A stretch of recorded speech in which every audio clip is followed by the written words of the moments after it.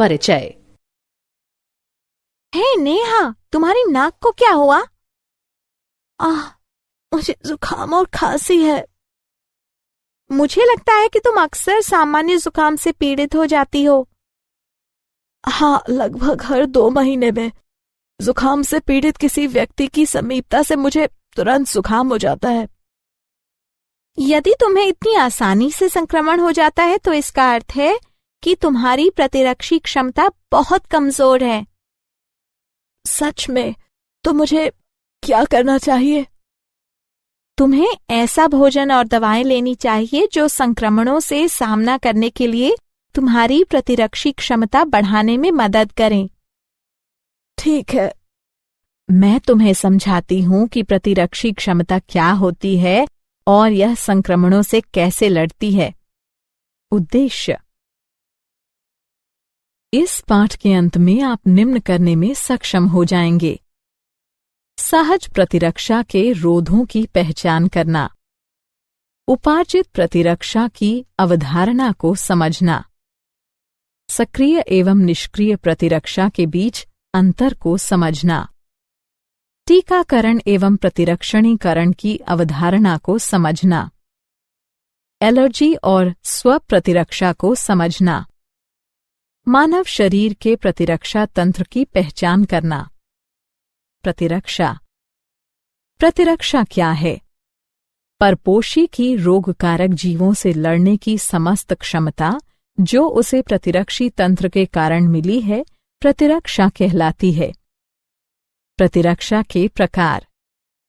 प्रतिरक्षा 2 प्रकार की होती है: सहज प्रतिरक्षा और उपार्जित प्रतिरक्षा। सहज प्रतिरक्षा वह प्रतिरक्षा होती है जो व्यक्ति की प्राकृतिक जैविक रचना के परिणाम स्वरूप प्राकृतिक रूप से उत्पन्न होती है। सहज प्रतिरक्षा हमारे शरीर में बाह्य कारकों के प्रवेश के सामने विभिन्न अवरोध खड़े करने से हासिल होती है। यह रोध इस प्रकार है: शारीरिक रोध, कार्यकीय रोध, कोशिकीय रोध, साइटोकाइन रोध। शारीरिक रोध यानी फिजिकल बैरियर, इसके अंतर्गत त्वचा तथा श्वसन, जठरांत्र तथा जनन मूत्र को आस्तरित करने वाली एपिथेलियम का श्लेष्मा आलेप यानी म्यूकस कोटिंग सम्मिलित हैं। कायिकीय रोध यानी फिजियोलॉजिकल बैरियर, इसके अंतर्गत निम्न आते हैं: आमाशय में अम्ल, लार, आंसू। कोशिकीय रोध सेल्युलर बैरियर, इसके अंतर्गत निम्न आते हैं: श्वेताणु, लिम्फोसाइट्स, बृहत भक्षकाणु यानी मैक्रोफेजेस। साइटोकाइन रोध, इसके अंतर्गत इंटरफेरॉन सम्मिलित हैं जो कि असंक्रमित कोशिकाओं को और आगे विषाणु संक्रमण से बचाती हैं। उपार्जित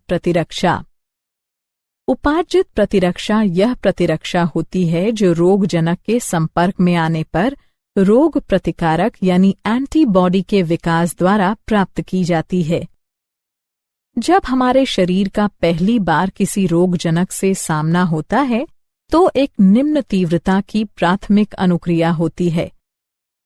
हालांकि बाद में उसी रोगजनक से सामना होने पर बहुत ही उच्च तीव्रता की अनुक्रिया होती है। यह अनुक्रियाएं विशेष प्रकार के लसिकाणुओं की सहायता से की जाती हैं। बी लसिकाणु, टी लसिकाणु। बी लसिकाणु ये रोगजनकों से लड़ने के लिए रक्त में प्रतिरक्षी यानी एंटीबॉडीज नामक प्रोटीन का निर्माण करती हैं। टी लसिकाणु प्रतिरक्षियों यानी एंटीबॉडीज के निर्माण में पी लसिकाणु की सहायता करती हैं। प्रतिरक्षी यानी एंटीबॉडी। प्रतिरक्षी बी कोशिकाओं की सतह पर वाय आकार के प्रोटीन होते हैं जो रोगजनक के प्रभाव का सामना करने के लिए रोगजनक उद्दीपन की अनुक्रिया में रक्त या लसिका में स्रावित होते हैं। हमारे शरीर में विभिन्न प्रकार के प्रतिरक्षी होते हैं, जैसे IgA, IgM, IgE, IgG इत्यादि। प्रतिरक्षी की संरचना। प्रत्येक प्रतिरक्षी अणु में 4 पेप्टाइड श्रृंखलाएं होती हैं। लघु हल्की श्रृंखलाएं, दीर्घ भारी श्रृंखलाएं। एक प्रतिरक्षी अणु H2L2 के रूप में दर्शाया जाता है। प्रतिरक्षी अनुक्रियाओं के प्रकार। हमारे शरीर में 2 प्रकार की प्रतिरक्षा अनुक्रियाएं होती हैं। तरल प्रतिरक्षा अनुक्रिया। यह प्रतिरक्षा अनुक्रिया B कोशिकाओं के द्वारा रक्त में प्रतिरक्षी के उत्पादन के द्वारा माध्यित की जाती है। कोशिका माध्यित प्रतिरक्षा अनुक्रिया। इस प्रकार की अनुक्रिया श्वेताणुओं, प्राकृतिक भक्षक कोशिकाओं, T लसिकाणुओं और साइटोकाइन्स के सक्रियण द्वारा उत्पन्न की जाती है। इस प्रकार की अनुक्रिया T लसिकाणुओं द्वारा माध्यित की जाती है। उपार्जित प्रतिरक्षा के प्रकार। उपार्जित प्रतिरक्षा 2 प्रकार की होती है, सक्रिय प्रतिरक्षा और निष्क्रिय प्रतिरक्षा। सक्रिय प्रतिरक्षा यह एक प्रतिजन की अनुक्रिया में प्रतिरक्षी के उत्पन्न होने के परिणाम स्वरूप होती है। निष्क्रिय प्रतिरक्षा जब पहले से तैयार प्रतिरक्षी सीधे ही शरीर के बाह्य तत्वों से रक्षा के लिए दिए जाते हैं, तो यह निष्क्रिय प्रतिरक्षा कहलाती है। सक्रिय और निष्क्रिय प्रतिरक्षा के उदाहरण। सक्रिय और निष्क्रिय प्रतिरक्षा को प्राकृतिक या कृत्रिम रूप में अर्जित किया जा सकता है। टीकाकरण तथा प्रतिरक्षीकरण। टीका क्या है? टीकाकरण दुर्बलीकृत या निष्क्रिय रोगजनक या रोगजनकों की संरचना के एक भाग का मिश्रण है, जो रोगजनकों के विरुद्ध प्रतिरक्षी के उत्पादन को प्रेरित करता है, लेकिन गंभीर संक्रमण उत्पन्न करने में यह असमर्थ रहता है। टीकाकरण किसी विशिष्ट बीमारी को पुनः होने से रोकने के लिए टीका लगाना टीकाकरण कहलाता है। प्रतिरक्षीकरण। प्रतिरक्षीकरण टीकों के प्रयोग के द्वारा प्रतिरक्षा प्रणाली को प्रेरित करके संवेदनशील मरीज को संचारी रोग से सुरक्षित करने की एक प्रक्रिया है। टीकाकरण तथा प्रतिरक्षीकरण। टीकाकरण और प्रतिरक्षीकरण की प्रक्रिया में निम्न चरण सम्मिलित होते हैं। रोगजनक या निष्क्रियत या दुर्बलीकृत रोगजनक के प्रतिजनी प्रोटीनों के विरचन को शरीर में प्रवेश कराया जाता है। परिणाम स्वरूप प्रतिजनों के विरुद्ध रोगजनी कारकों को निष्प्रभावी बनाने के लिए प्रतिरक्षी उत्पन्न किए जाते हैं। साथ ही समृद्धि B और T कोशिकाएं बनती हैं, जो परिवर्ती प्रभावन होने पर रोगजनक को पहचान देती हैं और प्रतिरक्षी के भारी उत्पादन से उन्हें हरा देती हैं। इस प्रकार प्रतिरक्षा प्रणाली की स्मृति शरीर की किसी भी प्रकार के संक्रमण से रक्षा करती है। सक्रिय तथा निष्क्रिय प्रतिरक्षा। सक्रिय प्रतिरक्षा किसी प्रतिजन की उपस्थिति या किसी संक्रामक रोग के संपर्क में आने पर अनुक्रिया के रूप में प्रतिरक्षियों के विकास के परिणाम स्वरूप प्रतिरक्षीकरण। उदाहरण के लिए BCG का टीका। निष्क्रिय प्रतिरक्षा यदि एक व्यक्ति किन्हीं घातक जीवाणुओं से संक्रमित होता है जिनमें शीघ्र प्रतिरक्षा की आवश्यकता होती है, तो हमें सीधे ही प्रतिरक्षी या प्रतिआविश देने की आवश्यकता होती है। इस प्रकार का प्रतिरक्षीकरण निष्क्रिय प्रतिरक्षण कहलाता है। उदाहरण टिटनेस प्रतिआविश।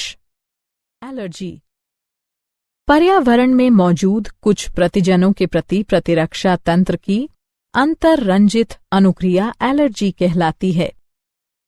इनके प्रति बनने वाली प्रतिरक्षियां IgE प्रकार की होती हैं।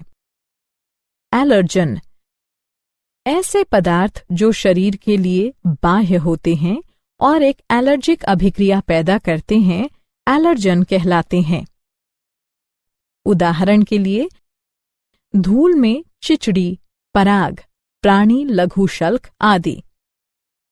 एलर्जी के लक्षण: छींकना, पनीली आंखें, बहती नाक, सांस लेने में कठिनाई।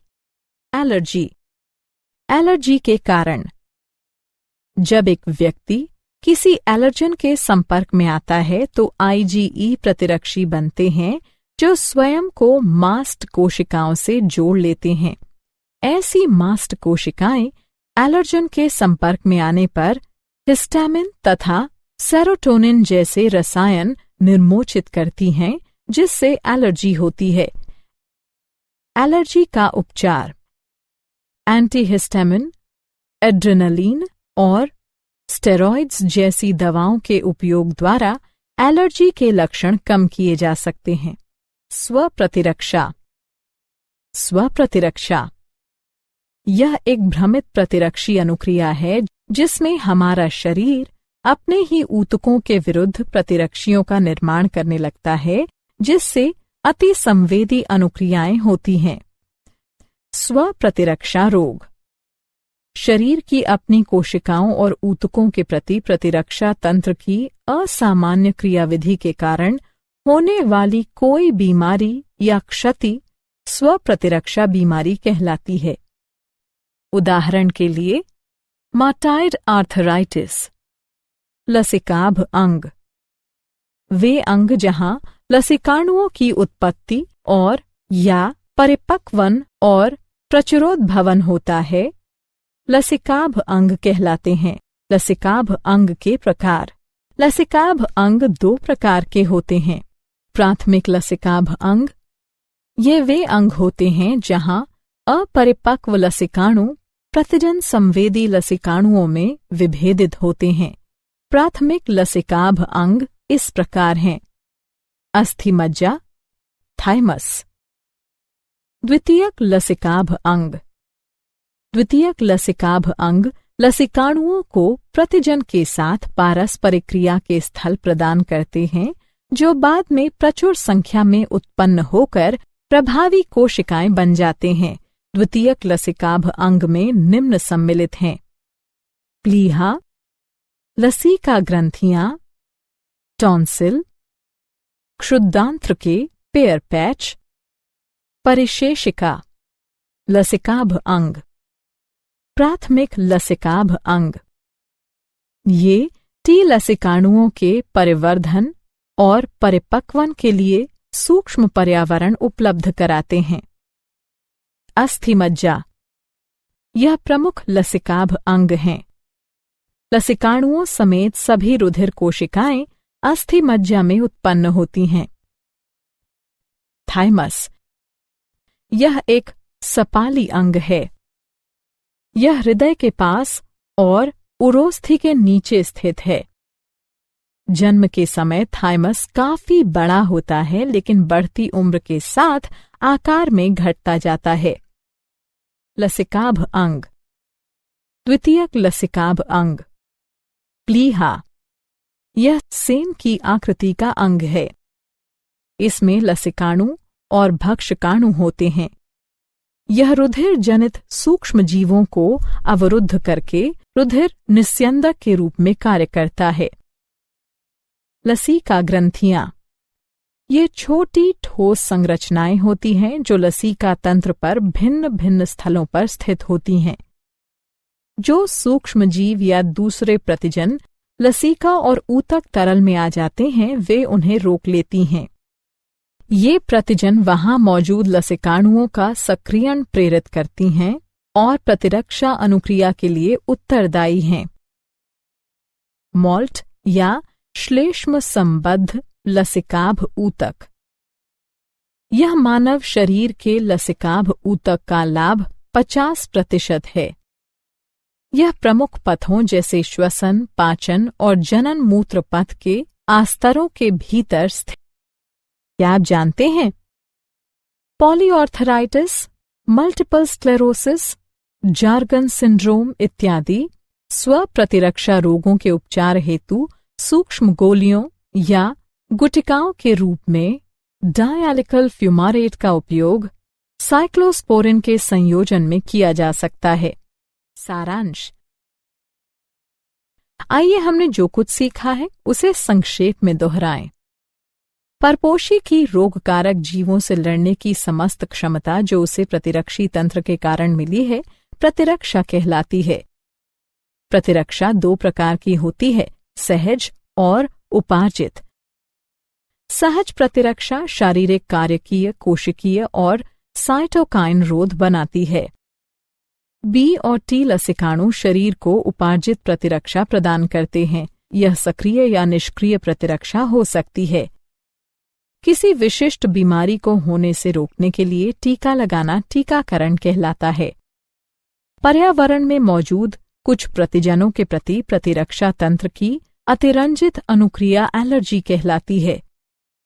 शरीर की अपनी कोशिकाओं और ऊतकों के प्रति प्रतिरक्षा तंत्र की असामान्य क्रियाविधि के कारण होने वाली कोई बीमारी या क्षति स्वप्रतिरक्षा बीमारी कहलाती है। वे अंग जहां लसिकाणुओं की उत्पत्ति और या परिपक्वन और प्रचुरोद्भवन होता है, लसिकाभ अंग कहलाते हैं। वे प्राथमिक यानी अस्थि और थाइमस या द्वितीयक जैसे प्लीहा, लसीका ग्रंथियां आदि हो सकती हैं।